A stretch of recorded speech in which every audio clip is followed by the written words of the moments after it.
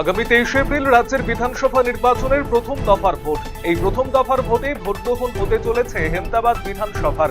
বৃহস্পতিবার সন্ধ্যায় হেমতাবাদ ব্লক তৃণমূল কংগ্রেসের পক্ষ থেকে হেমতাবাদ বিধানসভার রুনিয়া মোড়ে বিধানসভা এলাকার সার্বিক উন্নয়নের স্পষ্ট রূপরেখা তুলে ধরতে প্রতিজ্ঞা স্তম্ভের উদ্বোধন করা হলো।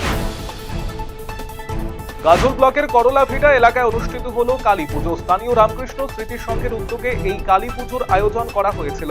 এবছর 26তম বর্ষে পদার্পণ করেছে এই পুজো।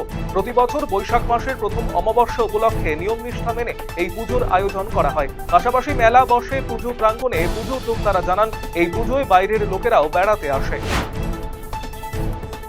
বিজেপি প্রার্থীর গাড়িতে হামলা চালানোর ঘটনায় চাঞ্চল্য উত্তর দিনাজপুর জেলার চোপড়ার মাঝিয়ালি পঞ্চায়েত এলাকায়। অভিযোগের আঙুল তৃণমূল আশ্রিত দুষ্কৃতীদের বিরুদ্ধে। খবর পেয়ে ঘটনাস্থলে পৌঁছয় চোপড়া থানার পুলিশ এবং কেন্দ্রীয় বাহিনী। ঘটনার প্রতিবাদে পুলিশের কাছে অভিযোগ দায়ের বিজেপি নেতৃত্বের। মালদা টাউন স্টেশন থেকে গ্রেপ্তার দুই বাংলাদেশি। বৃহস্পতিবার দুপুরে টিকিট কাউন্টারের সামনে ওই দুজনকে সন্দেহজনকভাবে ঘোরাঘুরি করতে দেখা যায়।